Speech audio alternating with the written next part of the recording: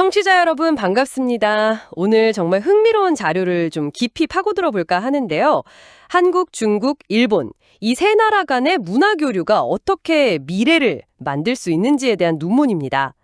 네, 바로 손동원 박사님의 한중일 문화 교류를 통한 세계 유산의 재창조라는 제목의 논문인데요. 단순히 내용을 요약하는 걸 넘어서 그 속에 담긴 핵심적인 질문들, 또 그 이면의 깊은 통찰을 좀 나눠보려고 합니다. 시작하기 전에 저자이신 손동원 박사님에 대해 잠시 알아두면 좋을 것 같아요. 미국 링컨 리더십 연구소 총재이시면서 미래학자시고요.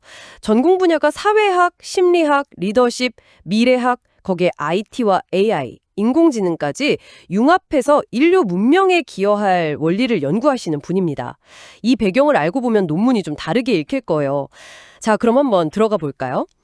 이 논문의 가장 대담한 주장이 이거 아닐까요? 우리가 매일 보는 정치나 경제 뉴스보다 어쩌면 그 눈에 잘 안 보이는 문화가 실제로는 이 한중일, 나아가 세계 질서의 미래를 결정짓는 더 근본적인 힘이라는 거예요. 정말 그럴까요? 네, 맞습니다. 그게 바로 손동원 박사님 논의의 시작점이라고 할 수 있죠. 물론 세뮤얼 헌팅턴 같은 학자들의 이론을 가져오긴 했지만 손동원 박사님은 여기서 한 발 더 나아가시는 거예요. 문화가 단순히 취향의 문제가 아니라 국가 간 관계를 만드는 핵심 동력이다. 이렇게 보시는 거죠. 문화 외교의 힘을 생각해 보시면 좀 이해가 쉬울 것 같아요. 아, 네네. 논문에서 그 헨리 키신저랑 미중 관계 정상화 사례도 언급하셨다고요. 저도 그 부분이 궁금했는데 정확히 어떤 맥락이었나요? 그걸 동아시아에는 또 어떻게 적용할 수 있을지. 그 키신저 사례는 이제 문화적인 교류가 어떻게 정치적인 돌파구를 딱 만들 수 있는지 보여주는 예시로 등장합니다.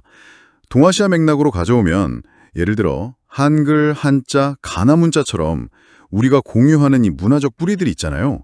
이게 그냥 과거 유물이 아니라 국가 간의 신뢰를 쌓는 아주 중요한 기반이 될 수 있다는 겁니다. 손동원 박사님의 표현을 직접 빌리자면 문화는 국가 간 동맹을 강화하는 보이지 않는 자산이고 이걸 간과하는 건 스스로 갈등을 자초하는 길이다 라는 거예요. 와, 이건 문화를 그냥 소프트 파워 정도로만 보는 일반적인 시각에는 정면으로 도전하는 생각이죠. 그 관점은 정말 신선한데요. 근데 현실에선 이런 문화적 공통점이 있어도 갈등이 계속되지 않나요? 손동원 박사님은 이 간극은 어떻게 보시나요?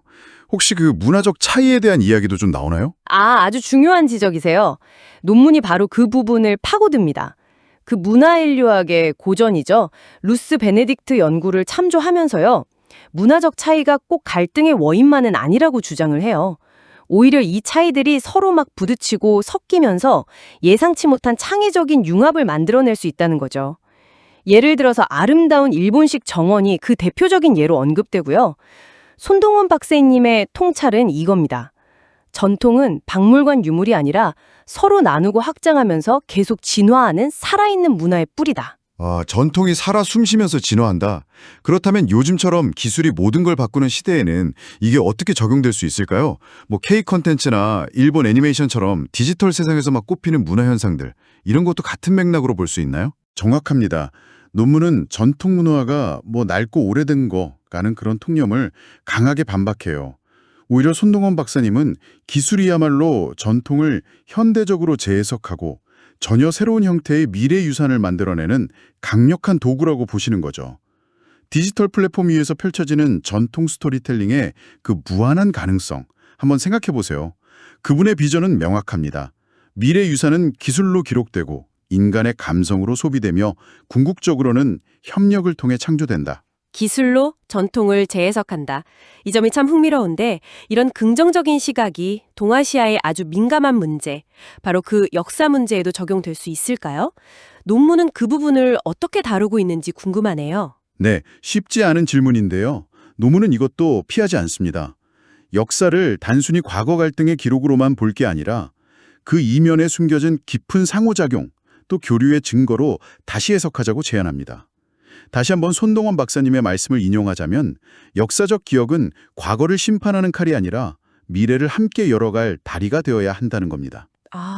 다리가 되어야 한다. 네, 그리고 바로 이 지점에서 문화 리더십이라는 핵심 개념이 등장하는 거죠. 문화 리더십이요?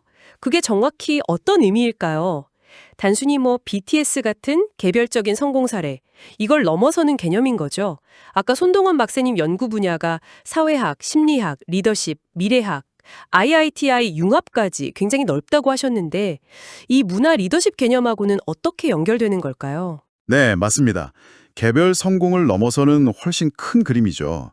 손동원 박사님이 말씀하시는 문화 리더십은요, 한중일 세 나라가 각자 자기 문화 강점관 내세우면서 경쟁하는 게 아니에요. 서로의 문화를 존중하고 배우면서 협력할 때, 그때 비로소 발휘되는 리더십이라는 겁니다. 이건 경쟁 우위가 아니라 공감과 협업에 기반을 두는 거죠. 손동원 박사님은 이걸 국경을 초월한 인류 공감의 철학이라고 부르세요. 바로 이 지점에서 그분의 그 학제적인 연구 배경이 빛을 발하는 겁니다. 사회적 관계, 사회학, 인간 심리, 심리학, 미래지향적 비전, 미래학, 그리고 기술적 가능성, IT, 이걸 다 아우르면서 실현 가능한 리더십 모델을 제시하시는 거죠. 결국 이 논문은 문화를 단순한 즐길거리를 넘어서요, 심리적인 공감대를 형성하고 마치 데니엘 골몬의 감성지능처럼요, 또 철학적인 깊이를 통합하고 마르틴 하이데거의 존재 이해처럼, 그리고 인류 미래에 대한 공동 책임, 칼 융의 집단 무의식 같은 개념처럼 이걸 이끌어내는 전략적인 도구로 제시하는 겁니다. 네, 손동원 박사님의 깊은 연구를 바탕으로 동아시아가 나아가야 할 어떤 전략적 문화 협력의 청사진을 그리고 있는 거라고 볼 수 있겠습니다. 와, 정말 스케일이 큰 비전이네요. 네.